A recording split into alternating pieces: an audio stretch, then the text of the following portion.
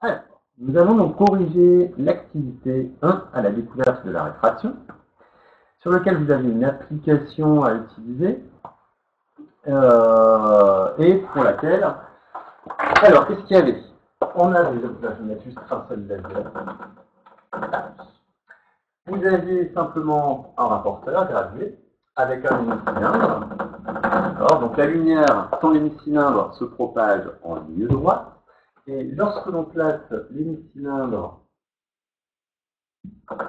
sur le trajet de la lumière, on voit que cette lumière est déviée. Et on constate même sur l'interface, ici, que le rayon incident, il y a une partie qui va être réfléchie et une partie qui va être réfractée. Donc, pour remontrer ce matin, comme on avait vu ce matin, quand on se place à l'angle de 0 degré, de cette façon, je sais que vous ne voyez pas les chiffres ici, trop grave, à 0 degré, il n'y a pas de réfraction. Enfin, il y a une réfraction, mais le rayon ne va pas être dévié. Donc, ce que l'on peut dire, c'est que pour un angle d'incidence de 0, on a un angle de réfraction de 0. Et ensuite, tout ce qu'il y avait à faire, c'est justement tourner au fur et à mesure pour différents angles d'incidence le disque et regarder et mesurer quel serait l'angle du rayon réfracté. Donc là, par exemple, je suis placé à 10 degrés en incidence et en réfraction, je suis à allez, on va dire 13 degrés. Et on fait ça pour plusieurs mesures. Je vais le faire de 10 en 10, hein. Vous auriez pu être beaucoup plus précis. Donc pour 20 degrés, je me retrouve à un angle de réfraction de... Ah, je me suis trompé tout à l'heure. 10 degrés. Attendez. Oui, je me suis trompé tout à l'heure pour 10 degrés. Hop. Excusez-moi. 20 degrés, on y va. 20 degrés. J'essaie d'être le plus précis possible. Je suis à 13 maintenant. On va faire 30. 30 degrés, je me retrouve à 20 degrés. Je fais ensuite 40 degrés. Alors, ce que vous constatez d'ailleurs, je ne sais pas si vous le voyez, c'est que le rayon réfléchi devient de plus en plus intense en fonction que mon angle d'incidence augmente. C'est un rayon réfléchi qui est ici.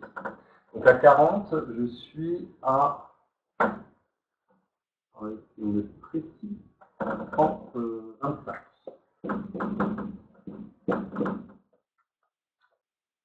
On continue, 50 degrés, 30 degrés.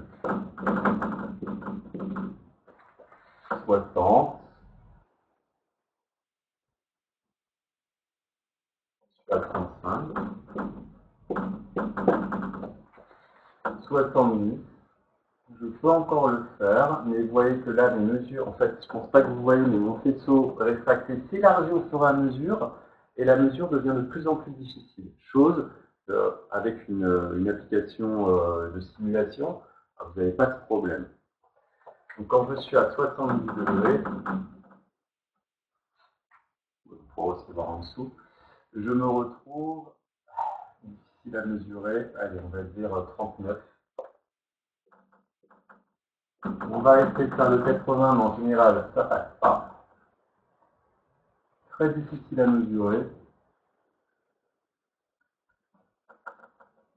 Voilà. Entre 40 et 41, on va dire 40. Allez. D'accord. Donc voilà les mesures que j'obtiens. Je vais pouvoir allumer la lumière. À l'aide de ces mesures, là, on va remplir, on va voir comment est-ce qu'on résout notre problème. Ok. Alors, je vais enlever ça, sinon,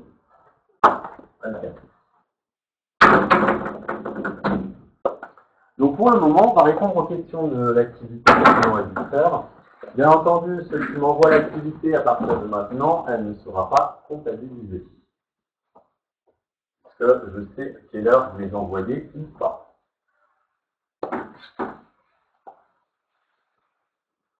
Simplement pour valoriser le travail de ceux qui l'ont fait en plus. Alors, Donc, on est donc sur l'activité 1, page 290.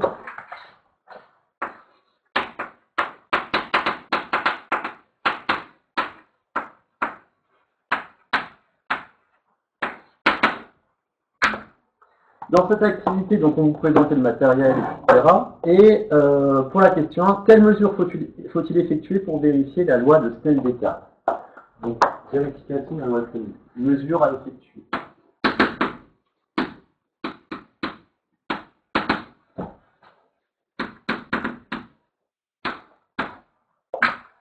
Alors, pour répondre à cette question, il faut quand même être précis. D'accord? Question. Si on n'a pas mis de notre nom sur les documents qu'on a déposés, bah, si j'arrive à retrouver que c'est bien toi, normalement ça doit être bon. Il faut bien qu'il y ait ton nom quelque part pour que je puisse savoir que c'était toi. Mais je verrai ça après. Alors, la loi de Descartes. La loi de Descartes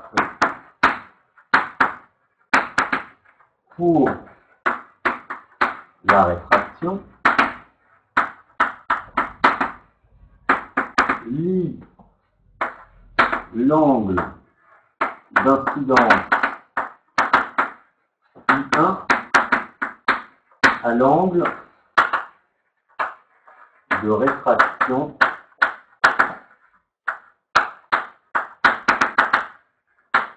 I2. Il faut donc mesurer ces deux angles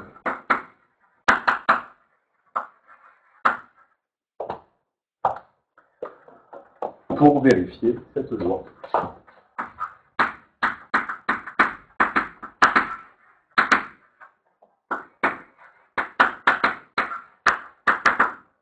D'accord? Voilà ce que vous pouvez rédiger. Alors, qu'est-ce qu'il y a? Ah, oups, moi je ne savais pas comment vous réaliser, comme je ne peux pas scanner. Tu as un appareil photo, tu peux prendre des photos et les envoyer par mail. Vous le comptez si je vous les donner juste avant que le cours commence? Oui. Je les renvoyer avec mon nom, mais c'est les mêmes docs. Je verrai, ça me va là. Ok. Alors, reprenons. Deuxième question. Quelle précaution particulière est à prendre en compte avec l'usage de la source laser? Précaution.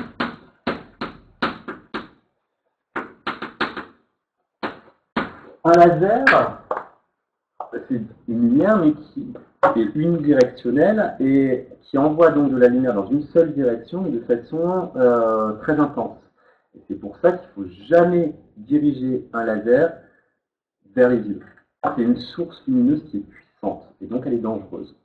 Donc on la manie avec précaution et on n'oriente jamais la lumière laser vers les yeux d'une personne qui est présente dans la salle. Quand vous avez le pointeur laser, des pointeurs laser, des choses comme ça, il ne faut jamais les pointer en direction du visage des personnes.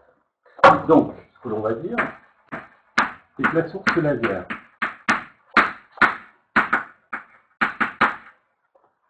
est une source lumineuse puissante et une source lumineuse puissante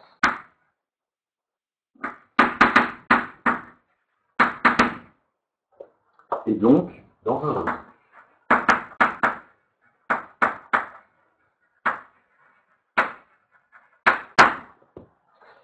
Il faut la manier avec précaution.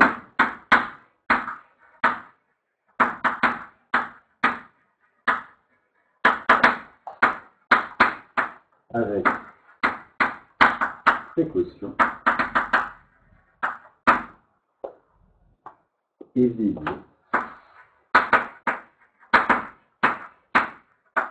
à ne jamais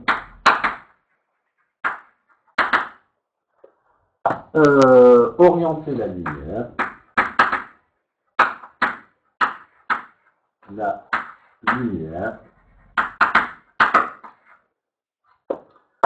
vers les yeux d'une personne présente dans la salle. Vers les yeux d'une personne présents dans la salle. Alors, en toute rigueur, il faudrait également porter des lunettes de protection spécifiques pour les lasers. En fait, ce qu'il faut savoir, c'est que chaque laser possède une longueur d'onde bien spécifique, et donc, pour chaque laser, il y a une paire de lunettes à chaque fois qui est spécifique. On ne se protège pas avec les mêmes lunettes pour un laser rouge qu'un laser bleu, par exemple. Jeanne n'a pas reçu le mail, je crois qu'elle peut pas se passer, elle était connectée. Jeanne, c'est ma voix, elle est connectée.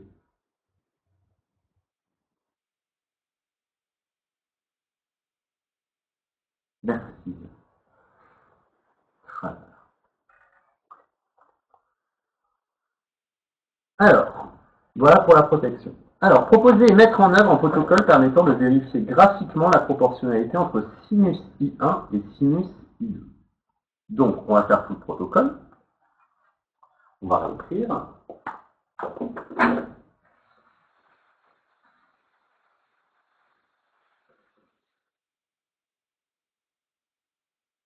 En 3 protocoles.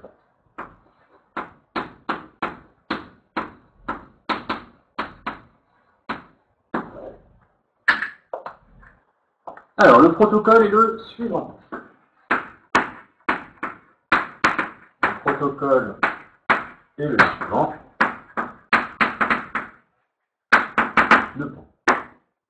Première chose à faire, c'est qu'on a placé la source laser avec un certain angle d'incidence I1. Placer la source laser avec un certain angle d'incidence I1. D'accord ? De là, vous mesurez l'angle de réfraction I2. Vous mesurez l'angle de réfraction qu'on note I2. Et ensuite, vous allez faire des mesures pour I qui varient, on a fait de 0 à 80 degrés, tous les 10 degrés. Après, vous pouvez changer les valeurs. Vous pouvez faire tous les 5 degrés, etc. Tous les 2 degrés, ça fait plus de mesures. Plus le nombre de mesures est important, plus le résultat sera précis. Faire des mesures. Faire des mesures pour I1 variant de 0 à 80 degrés. I1 variant de 0 degré à 80 degrés. Ou les 10 degrés, par exemple.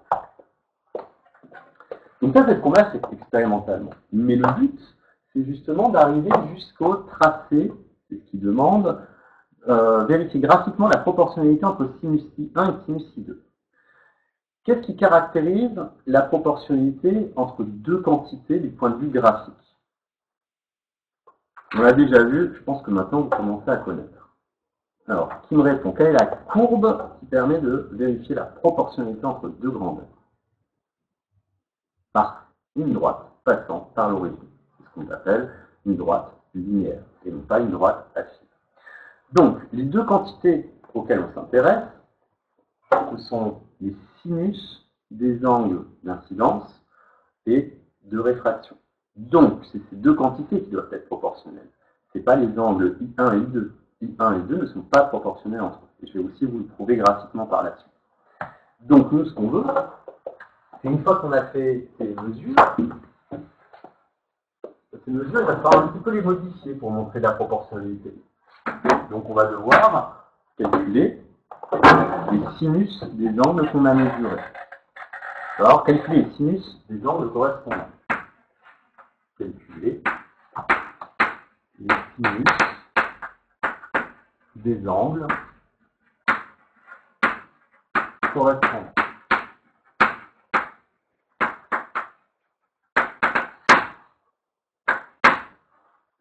Et enfin, pour vérifier la proportionnalité, on n'a plus qu'à tracer.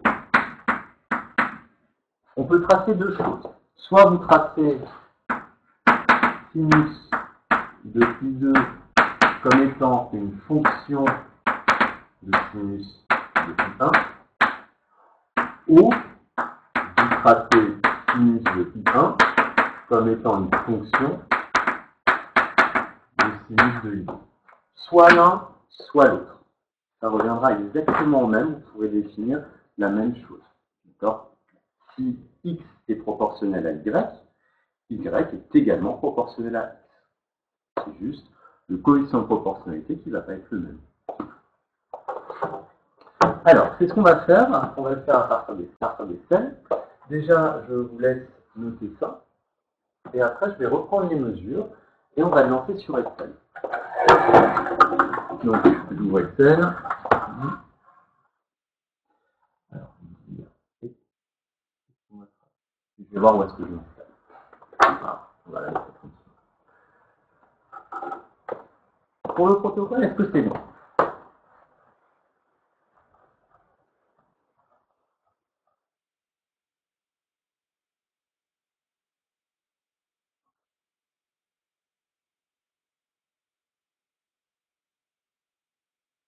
Alors, c'est noté pour tout le monde?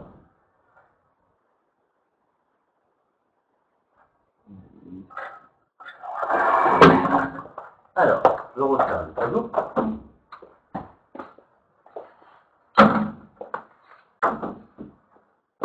Alors, au début, vous allez avoir le reflet, mais je verrai ensuite le tableau que j'ai plus besoin.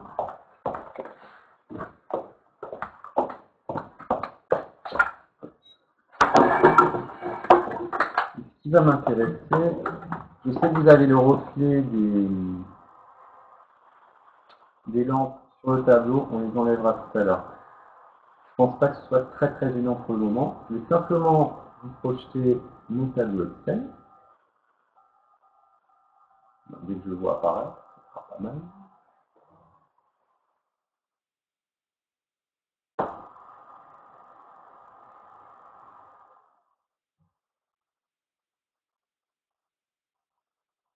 Ah, et maintenant que le projecteur va pouvoir fonctionner.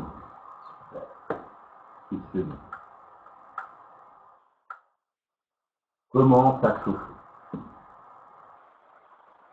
Alors, je vais mettre dans le noir comme ça, vous verrez un peu mieux.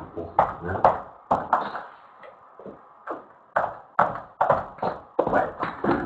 Donc, les valeurs qui sont sur ma droite, je vais les recopier. Je vais me faire une colonne I1, une colonne I2, et je vais reprendre ces valeurs. 0 égale 10 plus ce que j'ai au-dessus. Et on va jusqu'à 80. Encore une. Et là, je rentre mes valeurs. 0, 6, 13, 20, 25, 30, 35, 39 et 40. Ah, avec ça.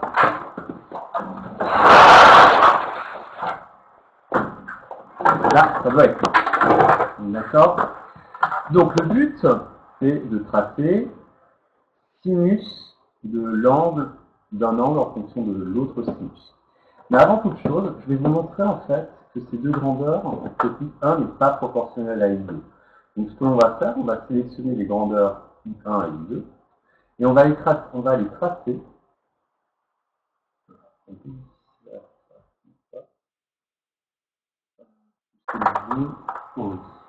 Un graphique, un nuage de points, qui nous représente simplement le I2 ici en ordonnée en fonction de I1. Alors ce qu'on peut dire, c'est vrai au début, les points sont super bien alignés. Et si on regarde pour les angles à partir plus grande de 60 degrés, qu'est-ce qui se passe? On ne suit plus la droite. On voit que le dernier point, il est complètement dévié. Donc, ça veut dire que notre modèle n'est pas bon. En fait, pour avoir un très bon modèle, il faudrait absolument que tous les points soient alignés. Les deux derniers aussi. Et si on avait fait plus de mesures, on aurait vraiment vu cet aplatissement de la courbe à cet endroit. Chose qu'on peut faire facilement par simulation numérique. Donc, ce que l'on va faire, j'enlève ce graphique, et on va tracer sinus de I1, et je vais créer une autre colonne en sinus de I2. Donc pour calculer, égale sinus de ma valeur qui est ici. Donc je ferme ma parenthèse. Et ensuite, je peux étendre à tout mon tableau.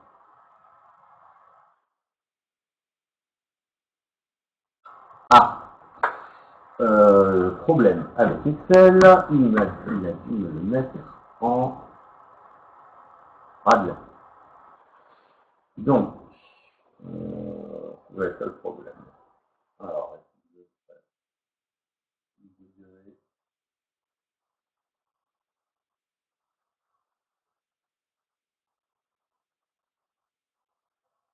je crois que c'est ça. Hein. Je ne suis pas sûr. Non, je ne veux pas.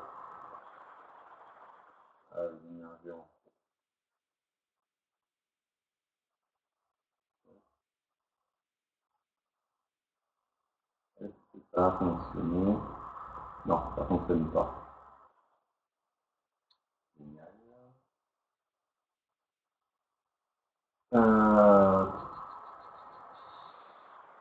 Et voilà, avec un souci. Donc, ce que je vais faire, je fais sinus de 10. Ah bah non, il faut que je mette radian. Hop, on va changer ça. Ensuite,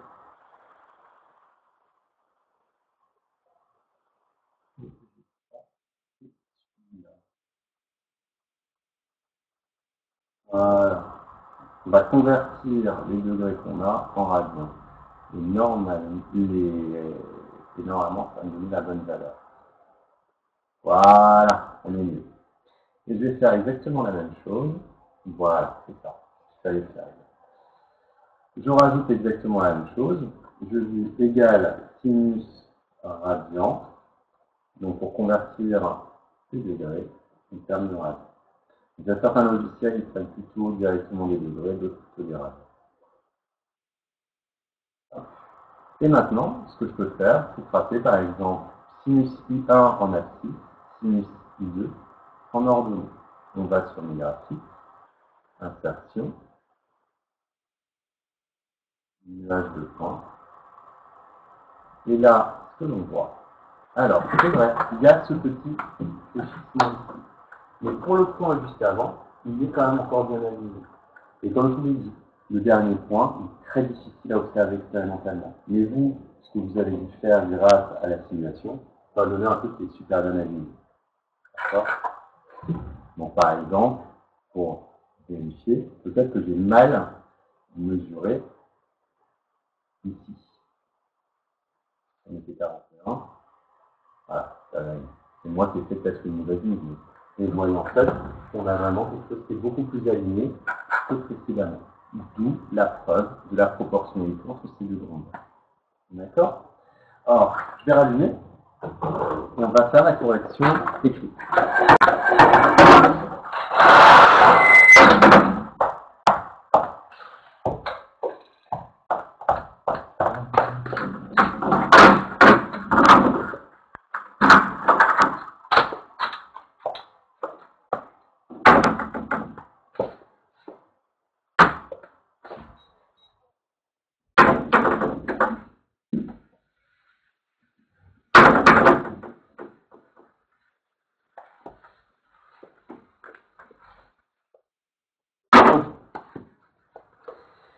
Donc, donc la question 3, proposer de mettre en œuvre le protocole permettant de vérifier graphiquement. On a vérifié graphiquement qu'on avait bien les droites. C'est exactement ce qu'il fallait obtenir.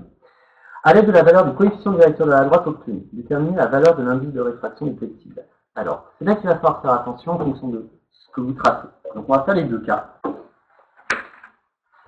Valeur de l'indice de réfraction. Valeur de N. Donc, on va faire le cas On va faire le cas 1. Cas 1, c'est si par exemple on trace sinus I2 comme étant une fonction de sinus I1. D'accord? Moi, qu'est-ce que j'ai fait sur mon Excel? Donc, on a obtenu une droite. On va mesurer le coefficient directeur. Alors, il y a plusieurs méthodes pour mesurer le coefficient directeur. Soit vous prenez les deux points de la droite et vous faites la variation de Y sur la variation des X. Le mieux, qu'est-ce que c'est? À l'aide d'un tableur, c'est de faire ce qu'on appelle un ajustement affine. Donc, pour faire l'ajustement affine, j'ai fait une bêtise.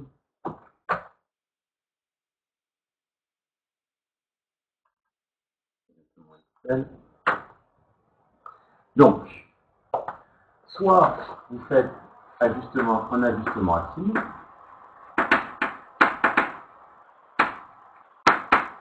ajustement linéaire, pardon, et vous allez dire que sinus I2 est égal à K fois sinus I1, soit vous faites le calcul de K directement. Pour faire le calcul de K, vous allez dire que c'est la valeur en Y de sinus I2 maximum moins sinus I2 minimum divisé par sinus I1 maximum moins sinus I1 minimum. Alors pour faire mon ajustement affine, moi c'est ce que je vais faire, plutôt c'est beaucoup plus rapide. Je clique sur un point de ma courbe et je fais ajouter une courbe de tendance. Bien entendu, je ne vois rien ici.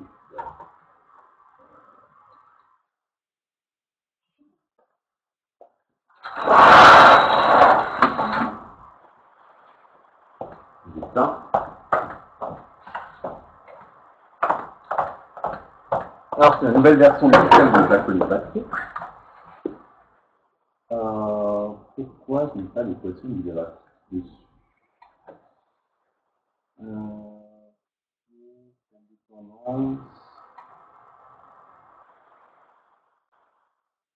Format de la courbe de tendance. Param.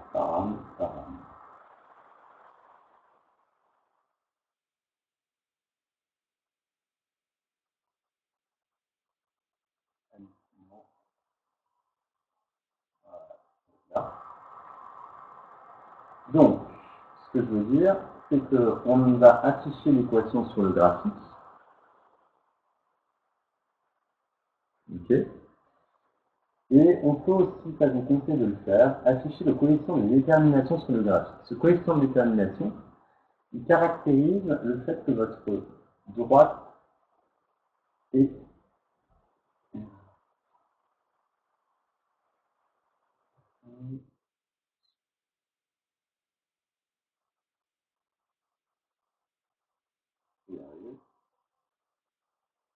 plus ce coefficient R2 est proche de 1, plus votre modèle est bon. Moi, j'ai fait la moyenne de tous les points obtenus. C'est long, c'est très long. C'est juste, mais c'est long. Il faut être un peu plus efficace. Mais ça marche, bien entendu. Et par contre, on sait que l'intersection, elle est à 0. Donc, on la place à 0. Et ça nous donne directement Y qui est égal à 0,6637. D'accord? Donc ça, je me le note quelque part.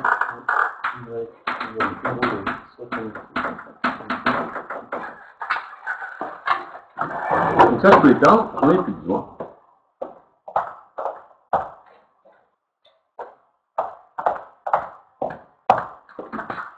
Et on fait. Donc nous, on va plutôt favoriser cette méthode. D'accord? Donc, ça nous dit que sinus I2 est égal à 0,6637 fois sinus I1. Puisque le X était sinus I1, le Y était sinus I2, d'après mon ajustement linéaire, je peux écrire ça.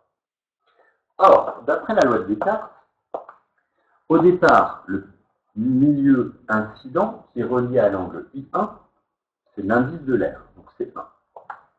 Nous, ce qu'on veut, on veut montrer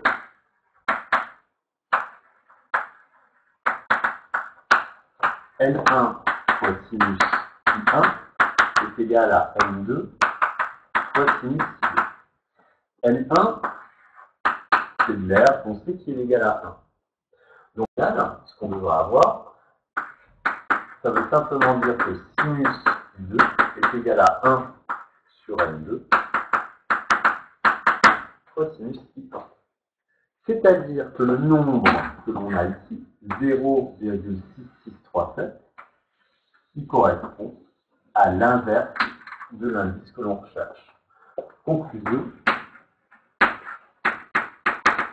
on peut dire que N2, c'est 1 divisé par 0,637.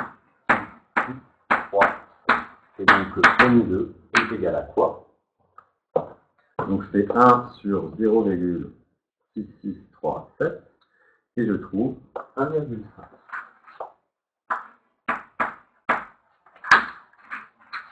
Qui est donc mon indice de mon plexiglas. Voilà comment on le retrouve. Ça, c'est ce qu'on avait tracé sinus I2 en fonction de sinus I1. Est-ce que ça va?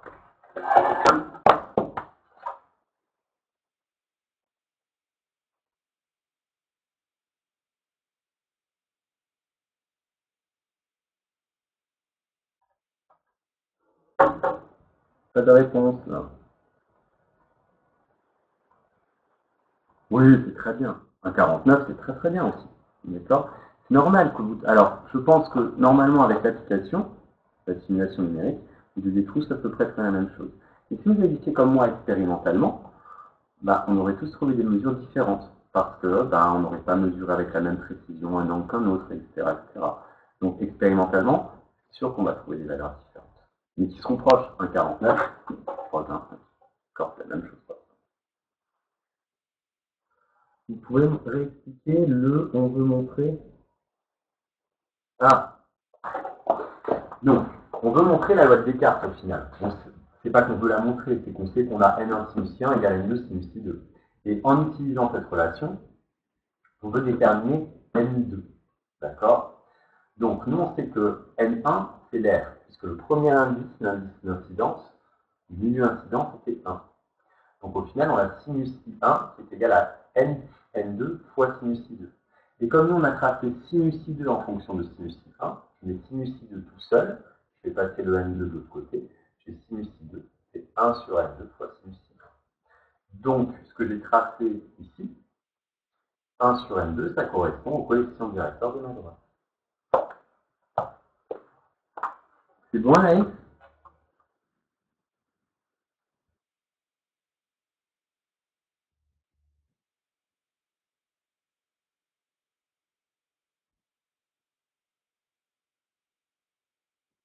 Si, c'est grave. On va le détailler. Je le détaille. Je détaille là-dedans. D'accord? Nous, ce que l'on a. On a N1 fois sinus I1 égale N2 fois sinus I2. Ça, c'est notre table Descartes, on sait qu'elle est bien, finalement. Et le but, c'est que N1, nous, pivot 1, accélère. Et N2, c'est ce qu'on cherche. On ne le connaît pas. Alors ça, c'est notre inconnu. Voilà ce qu'on a.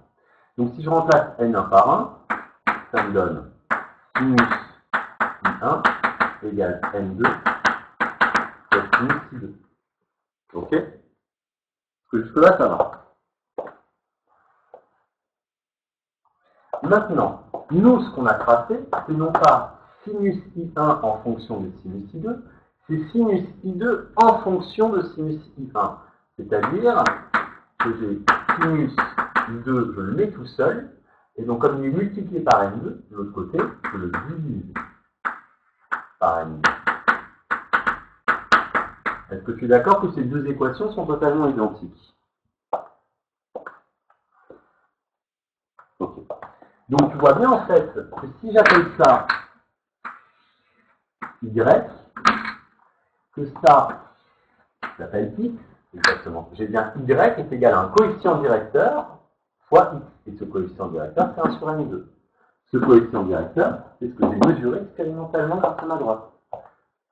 0,6637. On peut faire sinus I1. Alors justement, oui, Rislaine, exactement. Ça va être le cas numéro 2. Quand on trace sinus 2, la valeur en y, et on trace x en y en fonction de x.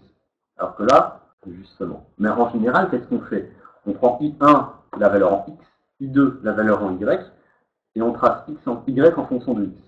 Alors que là, pas exactement comme ça. Non, en fait, t'as pas exactement. Tu as la même courbe, tu auras aussi une droite, mais ce sera une droite linéaire, pareil, mais qui n'aura pas le même coefficient directeur. Le coefficient directeur sera directement égal à 1,5. On le prouve. Cas numéro 2.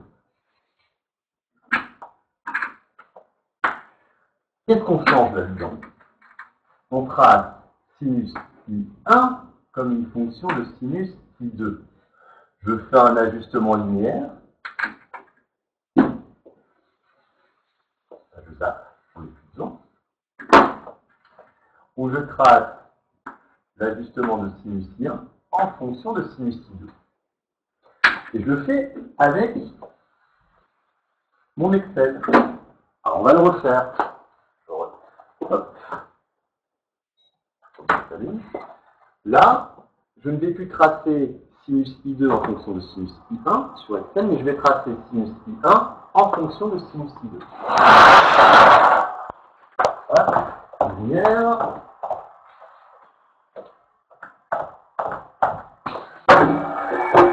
Donc là, le premier graphique que l'on a, c'est sinus I2 en fonction de sinus I1. Alors, je mets de côté dessus. Il veut bien.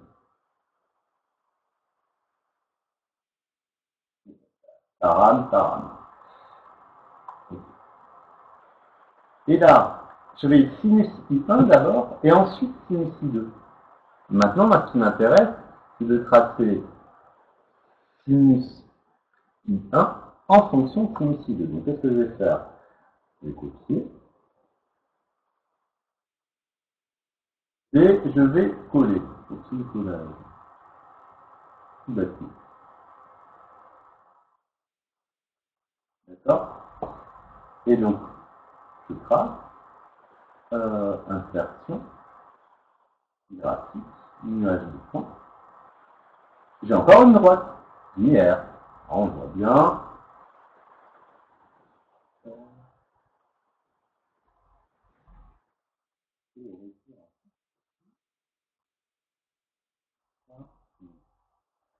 Et, même chose, je vais demander d'ajouter une courbe de tendance qui passe par 0, afficher l'équation, là. Et cette fois-ci, le coefficient directeur est 1,5. D'accord? Alors que tout à l'heure, il valait 1 sur 1,5. Je ne comprends pas parce que mon graphique est sinus 2 par rapport à sinus 1 et c'est la même formule que alors là, c'est bizarre quand même. Et tu as trouvé n qui vaut 1,5 bien?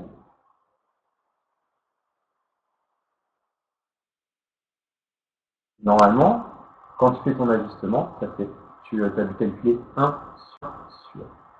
Bizarre. Et là, sans le papier en face de moi, c'est difficile de voir exactement. Ah, je sais pas, j'ai maintenant.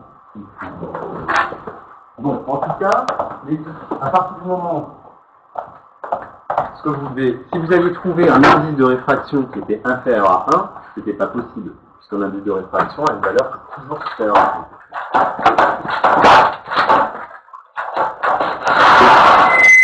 1. Donc en fait, là, ce que l'on voit, c'est qu'on trouve par ajustement linéaire y qui est égal à 1,5 fois x. Et comme y, c'était sinus 1, c'est égal à 1,5 fois sinus 2. Je retrouve mon équation de Descartes. Comme tout à l'heure, on avait N1 sinus I1 qui est égal à N2 fois sinus 2.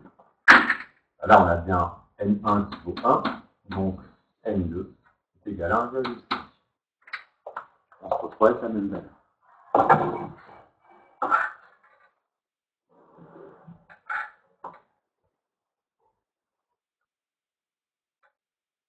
Oui, c'est vrai, Caroline a raison, en fonction de comment sont situées les colonnes. Alors, on va juste faire la synthèse, on va passer au reste. Savoir ce dont on va retenir et ce dont nous devons savoir. Synthèse.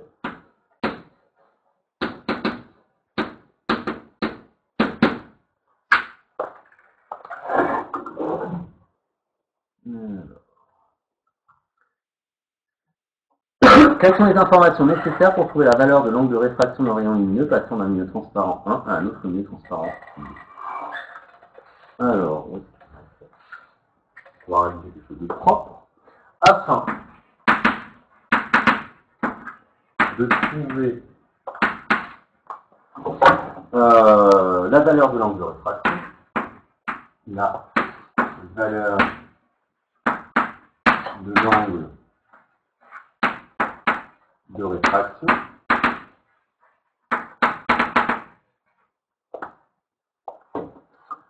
d'un rayon lumineux passant d'un rayon lumineux passant d'un milieu transparent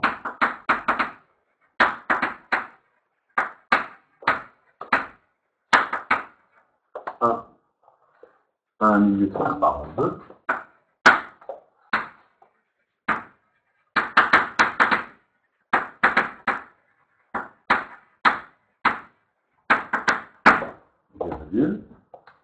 Il faut connaître l'angle d'incidence, obligatoirement.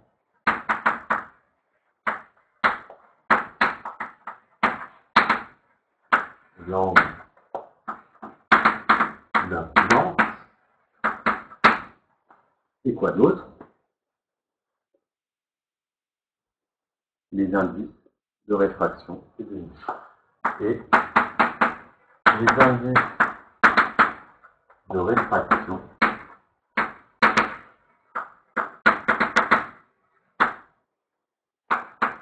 de deux pile poil.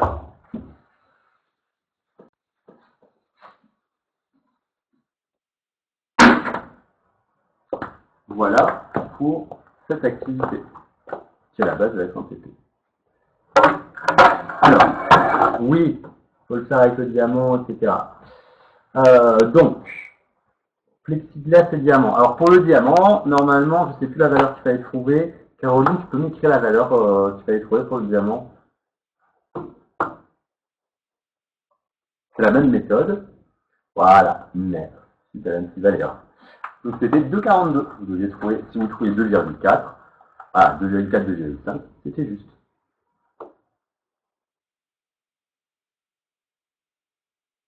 C'est bon, Sofiane? Et Théo?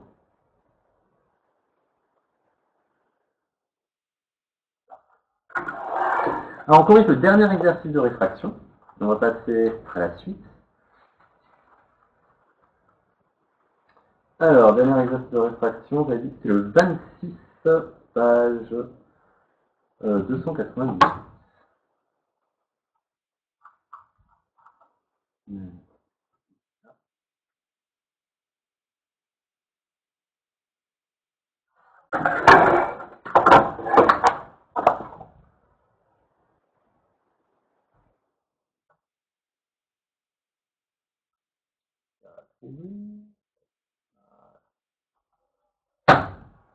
En fait, c'est une continuité du dernier qu'on avait fait. 26, page 298. Donc Newton a réalisé le schéma suivant de l'expérience. Alors, j'essaie de vous trouver quelque chose. J'ai essayé de faire quelque chose. Je ne sais pas si ça va marcher, mais on va voir. 290. Là, c'est sur votre livre. Ok. Et ce que je vais faire nouveau. Fichier enregistré tout.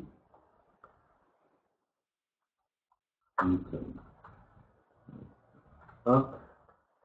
Et donc, si je vais sur VIA, je vais essayer. Je dis bien essayer. C'est sûr que ça marche. De créer mon tableau blanc. Alors, il est mon tableau blanc. Tableau blanc. Et je vais importer une image.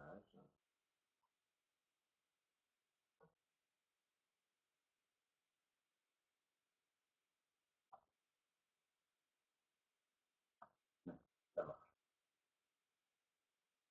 Tout à l'heure, ça marchait, et là, ça marche.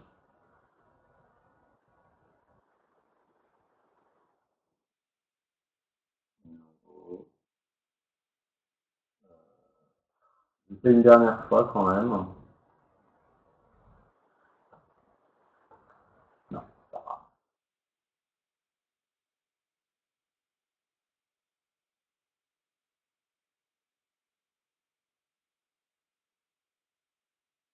Je comprends pas pourquoi il ne veut pas en fait importer les choses pendant qu'on est connecté.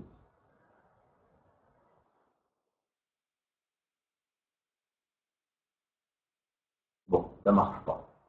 Tant pis. On oublie le tableau blanc. Hop. On revient. Voilà. Ouais. Bon, on reprend tout simplement l'exercice. Alors, en fait, ce que l'on voit sur cette image, c'est que c'est l'expérience qu'a fait Newton. Il a utilisé un tout petit trou dans une fenêtre. La pièce était dans le noir. Il y avait juste ce petit rayon lumineux, en fait, qui passait à travers un prisme. D'accord. Il avait mis une grosse loupe, un genre de grosse loupe, qui permettait de focaliser les faisceaux, le petit faisceau qui arrivait. Il devait traverser un prisme, et puis qu'est-ce qu'il constatait de l'autre côté? La décomposition de la lumière, donc le spectre de la lumière blanche. Et c'est à partir de là qu'il a commencé à étudier tous les phénomènes de dispersion de la lumière, de réfraction, de réflexion, etc. Ça, donc, on va répondre tranquillement. Ça, quel est le rôle du rôle du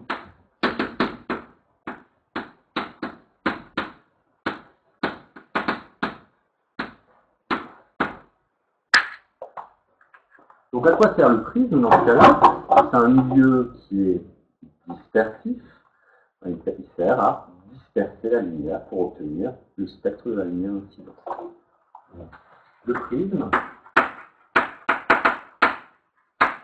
milieu dispersif,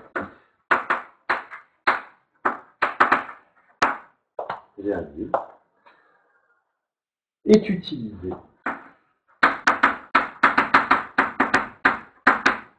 pour disperser, puisque c'est un milieu dispersif, disperser la lumière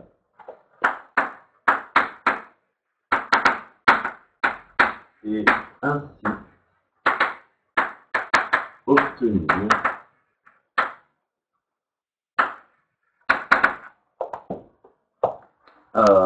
le spectre de la lumière, obtenir le spectre de la lumière incidente. Voilà l'utilisation du prisme.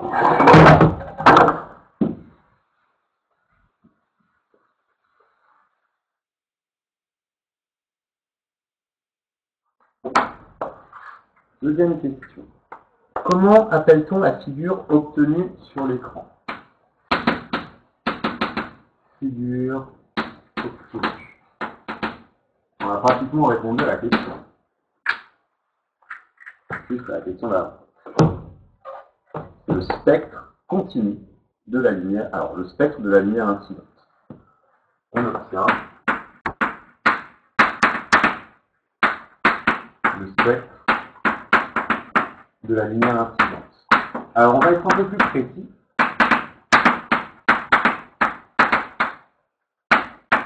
Newton, la lumière qu'il a utilisée, c'était la lumière du soleil. Donc, au final, il obtenait le spectre continu de la lumière du soleil. Pour Newton,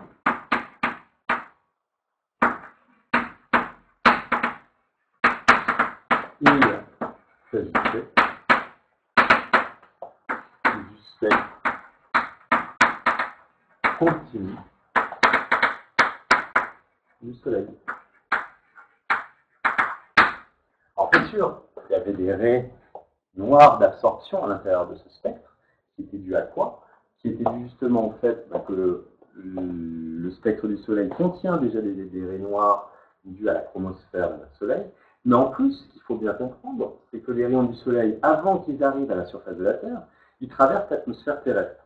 Et cette atmosphère terrestre, elle est composée par du dioxygène, du diazote, du dioxyde de carbone, de l'ozone, des choses comme ça. Et ces éléments vont eux aussi absorber des rayons, des longueurs d'onde, donc des rayonnements, des couleurs bien particulières. Donc on va avoir encore plus de raies noires à l'intérieur. Au final, on ne les voit pas parce qu'elles sont quand même pas tellement nombreuses comparées à l'étendue du spectre, mais elles existent. Et c'est comme ça qu'on peut aussi analyser la teneur, par exemple, en ozone dans notre atmosphère. Ça, c'est une possibilité. On va voir la quantité d'ozone qu'il y a. Est-ce que ça marche si on essaie avec un rayon lumineux polychromatique? Oui, ça marche aussi, bien sûr. Par exemple, tu prends, alors je vais trouver un exemple, une lampe à vapeur de, ouais, non, c'est pas, une lampe à vapeur de mercure. C'est polychromatique, mais ça contient surtout des longueurs d'onde bleues, des longueurs d'onde rouges. C'est plutôt magenta bleuté. Et donc au final, tu disperses également la lumière et tu vois le spectre de la lumière qui arrive. Sauf que là, ce sont des spectres de raies que tu vas avoir, parce que ce sont des lampes à décharge, et donc ce n'est pas un spectre continu. Les seuls qui donnent des spectres continus, ce sont des sources de lumière qui sont chaudes, le soleil, les corps, etc. Si tu le fais avec une LED, ça ne va pas marcher de la même façon. Donc tu vas avoir des raies, tout bêtement. C'est un spectre d'émission de raies. Et ça, en première, pour ceux qui ont en première spécialité, la physique, pas ton cas, on étudiera plus précisément ce qui se fait, parce que je vais commencer à faire avec les premières, justement.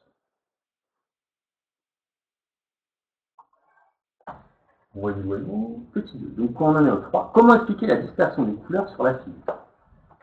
C'est ce qu'on a étudié ce matin, dans le cours. Alors, pas besoin de faire des gros calculs, c'est simplement des explications.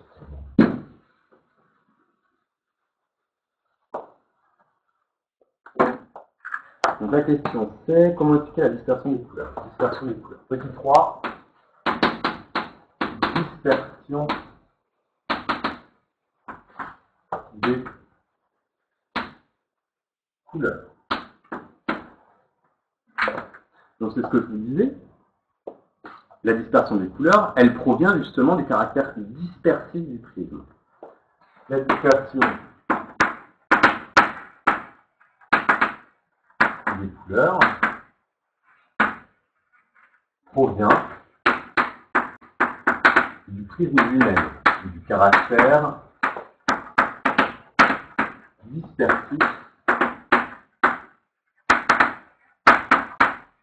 du prisme. En fait, comme le prisme a un certain indice de réfraction, il n'a pas un seul indice de réfraction. L'indice de réfraction va dépendre de la longueur d'onde qui arrive. Donc son indice de réfraction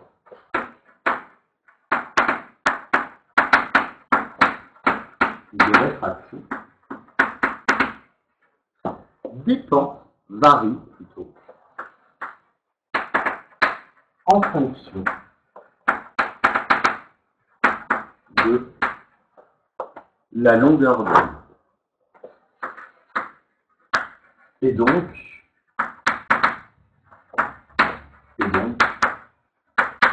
de la couleur, puisque la longueur d'onde de la couleur. Puisque la couleur est reliée à une longueur d'onde. 400 nanomètres plutôt du bleu, 800 nanomètres plutôt du rouge. D'accord? De la lumière. Et donc de la couleur de la lumière incidente. Lumière incidente. Alors, il y a une loi qui permet d'établir comment varie l'indice optique en fonction de la longueur d'onde, qu'on appelle la loi de Cauchy. En fait, on a que n, loi de Cauchy, n est égal à une constante plus une autre constante divisée par la longueur d'onde en carré. Donc plus la longueur d'onde augmente, plus l'indice diminue. C'est ça que ça veut dire. Complètement hors programme. D'accord? C'est juste pour de la culture générale.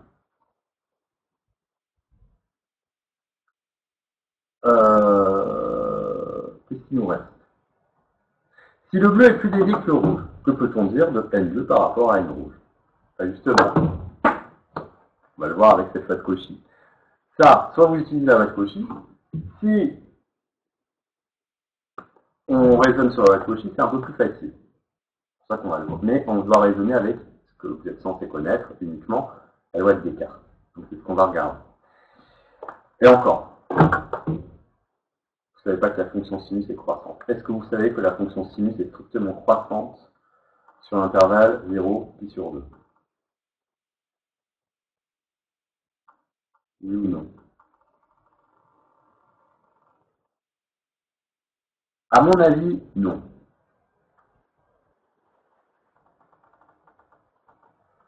Non, elle ne sait pas. Si c'est moi, mais ça arrête pas de couper. Faut me le dire. Ça coupe. Ah, mieux là? C'est mieux?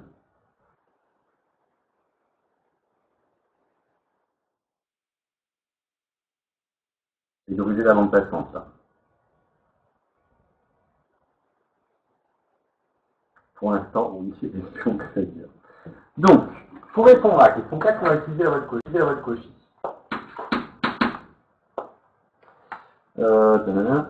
Si le bleu est plus léger que le rouge, peut-on dire que N2 comparaison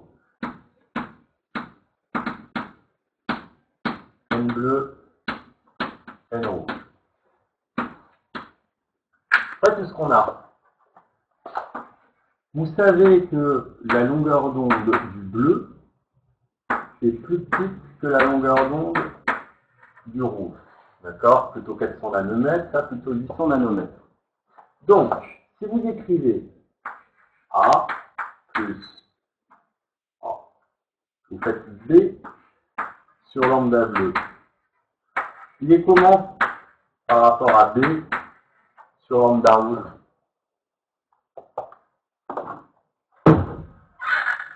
Ah bah pourtant là j'ai pas de truc. Là ma connexion est nickel. J'ai pas d'avertissement que ça coupe. Bon allez, dites-moi là, qu'est-ce que je mets comme symbole?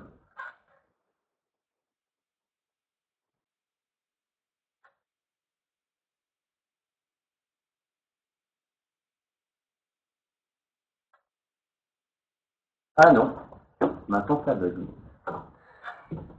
Ça bug à moitié. Exactement. Puisqu'on a inversé, donc on change le signe. D'accord? Et pour reformer l'indice, on a juste à rajouter A de chaque côté. Ça va rien changer à l'inégalité. Et donc tout ce qu'on peut dire, c'est que N bleu, l'indice du bleu, est supérieur à l'indice du rouge. Voilà une belle démonstration mathématique en utilisant la loi de Cauchy. D'accord? Ceci termine le chapitre sur la loi de Descartes. Et on va pouvoir aborder les lentilles. Alors, normalement, dans le bouquin, loi de Descartes et lentilles, c'est dans le même chapitre. Moi, j'ai préféré les séparer pour bien vous montrer, en fait, que c'est important de de séparer les deux, que c'est deux choses bien distinctes et qui a autant d'importance pour l'un que pour l'autre. Alors, mais c'est quoi A et B, c'est des constantes. C'est des constantes qu'on peut déterminer expérimentalement.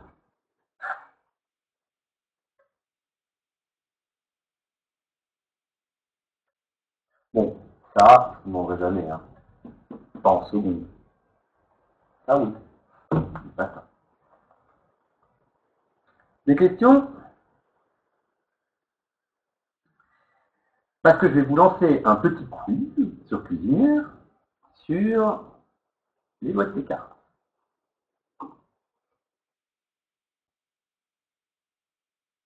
J'enverrai ça prochainement. Je sais que vous vous ennuyez à la maison. N'est-ce pas? Plutôt que faire du Animal Crossing, vous faire des super quiz. Par rapport à les prix dans les valeurs à un moment, ils ont aussi correspondent pas.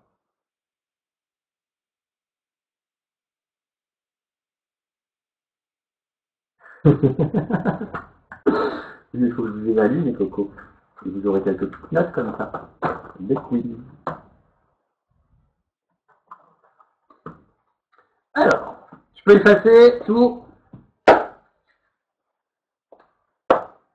Comment ça, non? Oui, Excel, ça a changé. Merci Axel pour la réponse.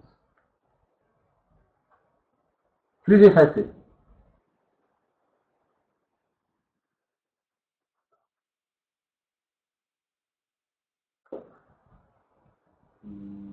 Ok.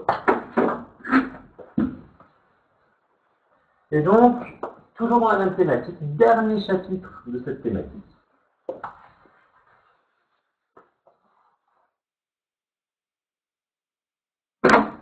C'est donc le chapitre, on a fait 1, on a fait ensuite 2 liaisons sonores, 3 liaisons lumineuses, 4 des cartes, et il nous reste le 5, les lentilles convergentes. Donc chapitre 5, les lentilles convergentes.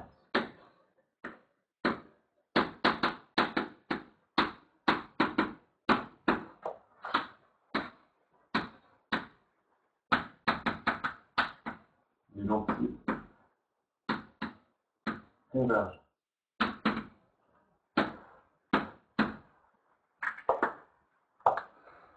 Alors, ce que je vais vous demander de faire, donc nous on se revoit mercredi. Je vais commencer à vous faire le cours sur les lentilles.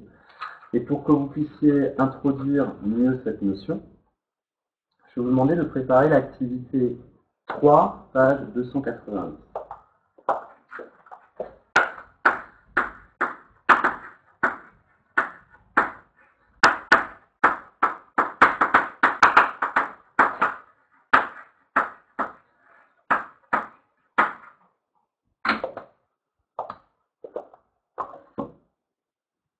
Non, le 27 c'est trop compliqué et on le fera, c'est vraiment high level et c'est pas utile.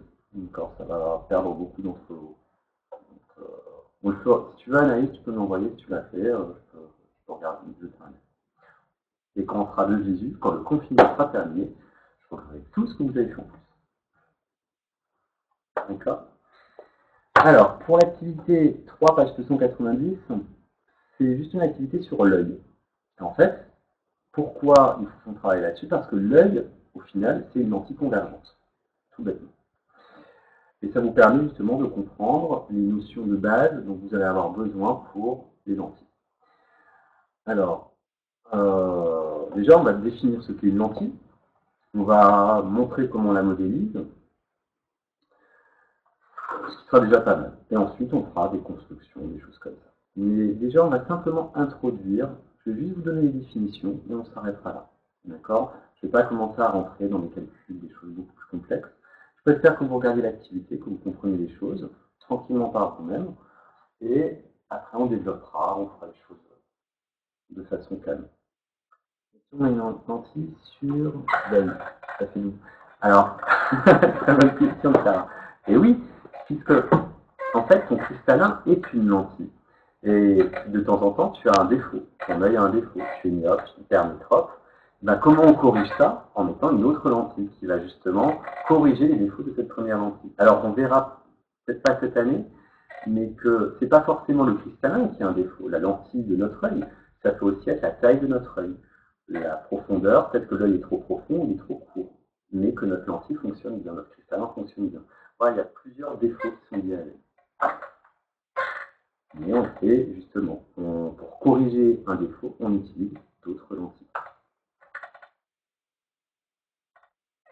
Alors, on va commencer par simplement les termes généraux, les définitions à connaître sur les lentilles. Donc, grand 1,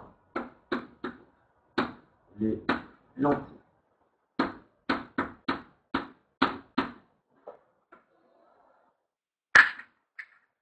Et je vais commencer par des définitions.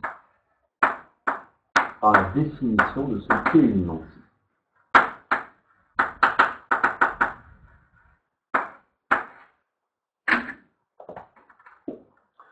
Alors, une lentille, déjà, c'est un milieu qui doit être transparent. Il faut que la lumière puisse passer à travers. Sinon, pas de lentille. Et elle est limitée par deux étapes planes. On peut avoir des lentilles qui sont comme ça. Une n'est pas plane. On peut avoir des lentilles qui sont comme ça. D'accord. On peut avoir des lentilles qui ressemblent à ça. On peut avoir des lentilles avec un côté plat et l'autre côté bombé. On peut aussi avoir des lentilles qui sont comme ça.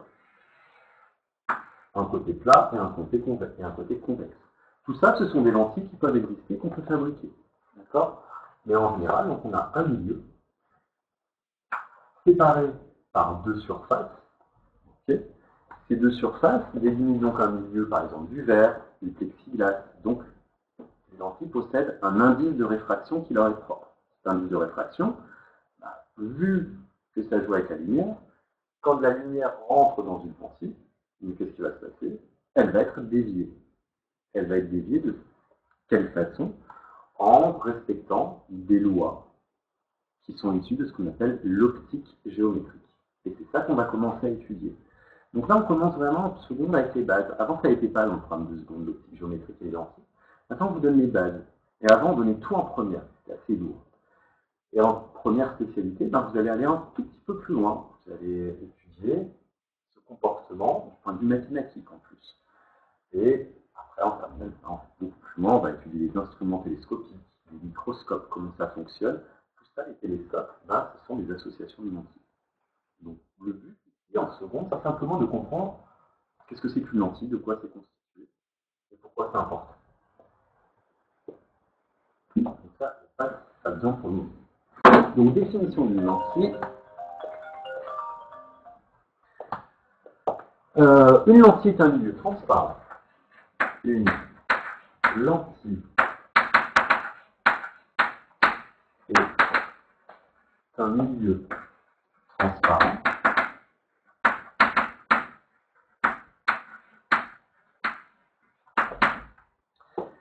limité par deux surfaces.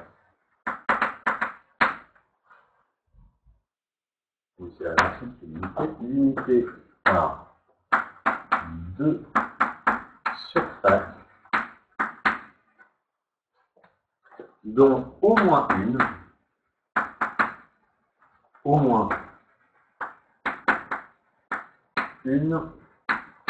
n'est pas plane. C'est important, en fait, de bien préciser qu'une des faces n'est pas plane, parce que justement, c'est la convexité, le rayon de courbure de la lentille qui va lui donner ses propriétés. Si c'est plan, ça ne marche pas. Voilà pour la définition d'une lentille. Et on va distinguer deux types de lentilles. Nous, on va en étudier qu'un seul type, c'est dans le titre, les lentilles qui sont convergentes. A contrario, l'autre type de lentille, c'est quoi? C'est une idée.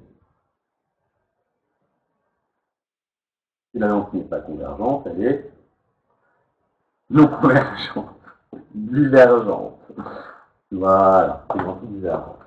Donc, à connaître, il y a deux types de lentilles. Deux types de lentilles. Et on va voir en fait comment on les reconnaît. Alors, le premier type, comme on a dit, ce sont les lentilles convergentes. Donc les lentilles convergentes, elles ont des bords qui sont plus minces que le centre. Le bord de ces lentilles, les bords de ces lentilles,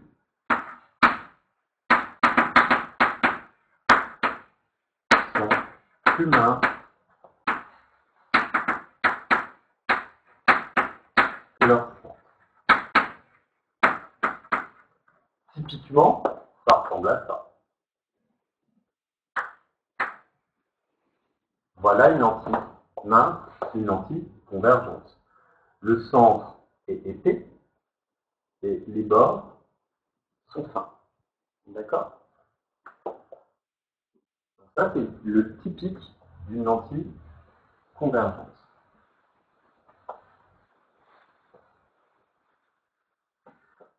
Et enfin, l'autre type de lentille à connaître, des lentilles divergentes.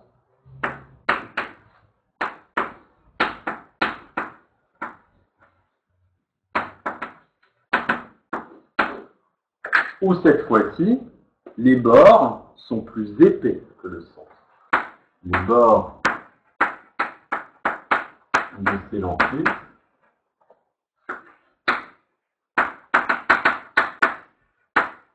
sont plus épais que leur centre. Exemple, quelque chose comme ça, transparent, c'est une lentille divergente. Donc voilà les deux types de lentilles que vous devez connaître. Et on va simplement faire le troisième point. Comment est-ce qu'on modélise graphiquement une lentille?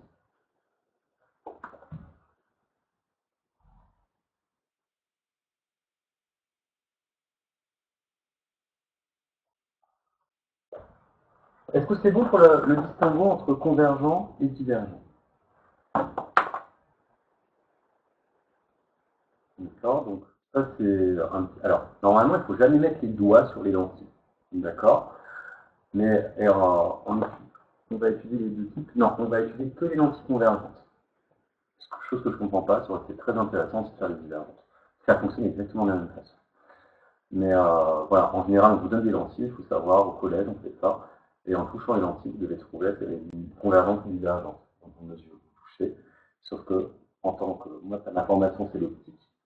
Et c'est vrai qu'on ne touche pas des lentilles, ou alors il faut utiliser un gant, etc. etc. D'accord, c'est fragile, les lentilles.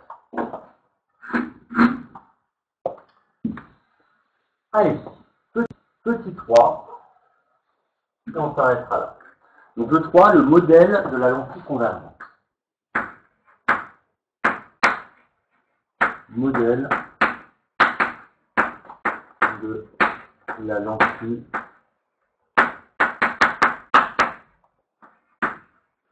convergente.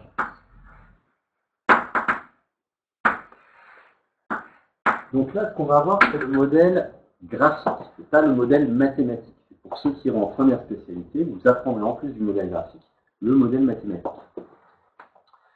Donc, qu'est-ce qui caractérise une lentille? Une lentille.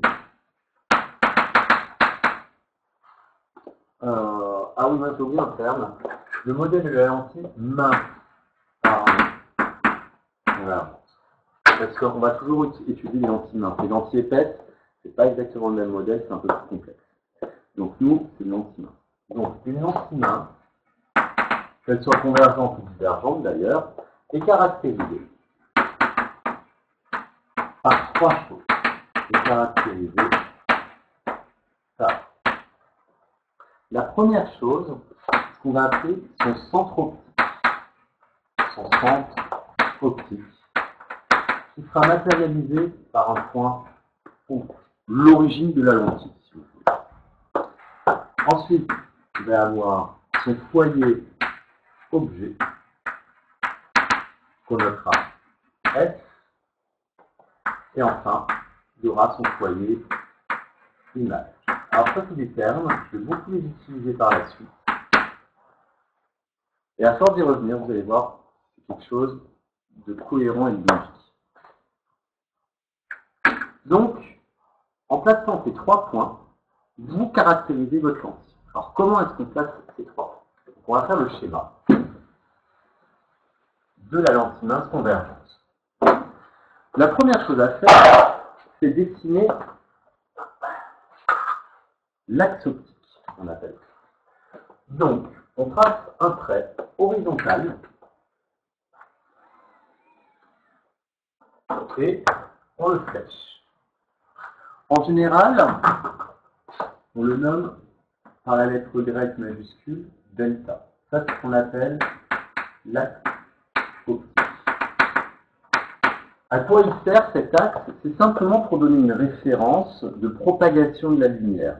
La lumière se propage de la gauche vers la droite. On aurait très bien pu le faire de la droite vers la gauche, mais par convention, la lumière se propage de la gauche vers la droite sur nos schémas. C'est le plus simple.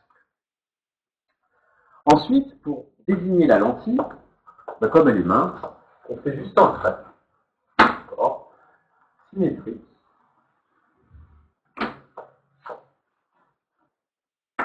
Avec des petites flèches, de chaque côté. En fait, ces flèches, elles représentent quoi? Elles représentent le fait que ce sont des bords minces et qu'elle va s'agrandir vers le centre. Si on avait une lentille divergente, on l'aurait dessinée comme ça. D'accord? Et comme nous, on utilise les lentilles convergentes, c'est juste matériel. Et elle coupe l'axe optique au point. Donc il faut bien qu'elle soit symétrique par rapport à l'axe optique. Donc là, on a placé notre point haut. Et enfin, comme je vous l'ai dit, on a le foyer objet, le foyer image. Alors, le foyer objet, il est toujours à gauche de la lentille, pour une lentille convergente. Et du point de vue symétrique par rapport à haut, on va retrouver le foyer image. Donc là et là, on a les mêmes distances. D'accord? La distance entre O et F est la même entre O et F'.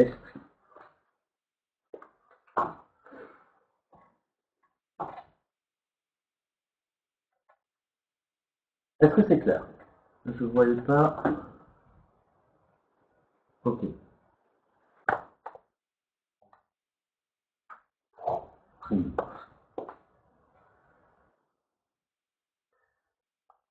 Et donc, ce qu'on va mesurer maintenant, ça va être des distances algébriques. Est-ce que je vous ai déjà parlé des distances algébriques? Non. Donc, une distance est dite algébrique.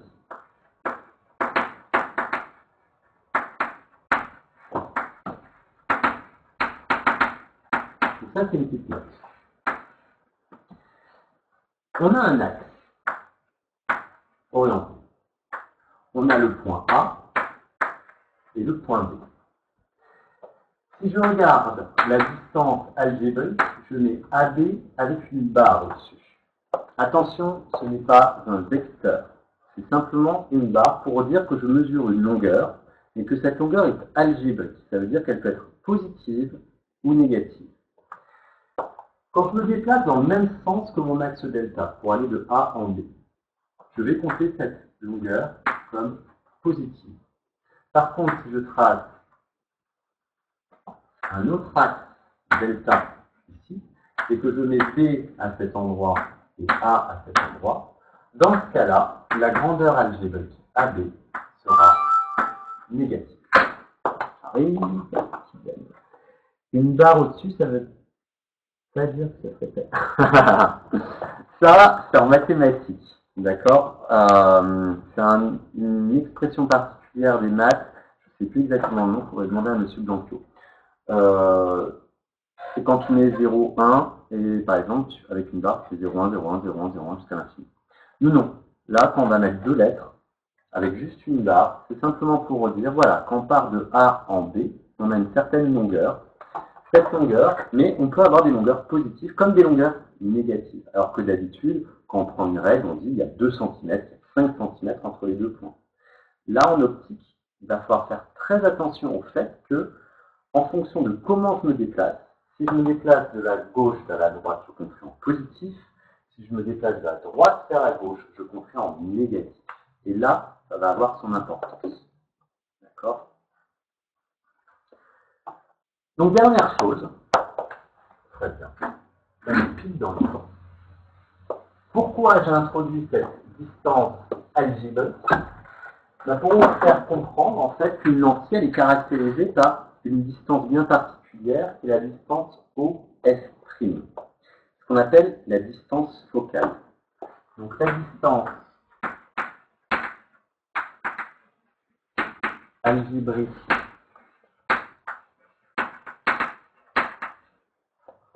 OS', on la note S minuscule prime. C'est ce qu'on appelle la distance focale. Ça s'appelle la distance focale de la lentille.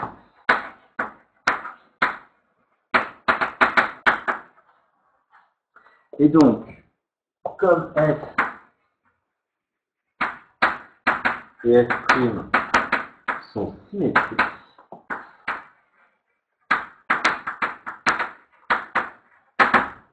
ce que l'on peut dire, c'est que OS est égal à moins OS', c'est égal à moins petit s. Puisque pour aller de O à S, on va vers la gauche. Donc on va compter négativement. Et c'est la même distance que pour aller de O à S', mais OS' est positif. D'accord? Voilà, c'était ces notions que je voulais vraiment aborder, que vous puissiez justement réaliser par la suite l'activité que je vous ai proposée, donc l'activité 3 de la page 290. Vous avez besoin de ces notions pour pouvoir faire cette activité. Une fois que vous aurez fait ça, vous allez voir, sur l'optique c'est super facile. Beaucoup plus simple que les lois de Descartes. Dessus. Et la distance, c'est... Alors, non. C'est vrai qu'à la plupart du temps, on va parler en millimètres parce que les distances qui nous caractérisent l'œil, par exemple, c'est plutôt quelques millimètres. Maintenant, on verra que la distance focale, on l'exprime toujours en mètres. C'est l'unité légale. L'an prochain, vous allez voir en fait que ce n'est pas la distance focale qui caractérise vraiment une lentille, c'est ce qu'on appelle la vergence, qui est l'inverse de la distance focale. Mais pareil. Pour le moment, je vais vous poser les bases, que vous compreniez qu'est-ce qui caractérise une lentille. D'accord? Son centre optique et ses foyers. Foyer objet, foyer image. Et le plus important, en fait, la distance entre le centre optique et la foyer image, c'est ce qu'on appelle la distance focale de la lentille qui caractérise notre lentille. Et on va voir après quels sont les rayons qu'on va pouvoir tracer. Voilà, bah écoutez, on est dans les temps. Je suis content, on a pu faire ce que je voulais. La semaine prochaine, donc, on se retrouve mercredi. Donc de 9 à 10, j'ai les arts appliqués. Non, de 9 à 11, j'ai les premières. Donc ce sera de 11 à 12. Exactement. Merci Romain. De 11 à 12 et après de 11 à 12. Ok, tout va bien. Je vais vous envoyer ce week-end, enfin prochainement, un quiz. C'est un devoir au final, donc là c'est obligatoire de le faire. Je vous mettrai dessus la date limite de rendu, qui sera encore sur Cuisinière, avec toutes les indications. Et tous ceux qui ne le feront pas en temps et en heure, par contre, se verront pénalisés. Ce sera uniquement sur les lois de Descartes. Très simple. Une ou deux questions pièges qui sont coefficientées. Et je vous donnerai toutes les indications par mail. D'accord? Quiz Descartes à faire avant quand? Je ne sais pas encore, j'enverrai le mail. Je ne peux pas trop les surcharger parce que mercredi, ils ont des activités à faire. Je pense à faire, on verra pour vendredi maximum.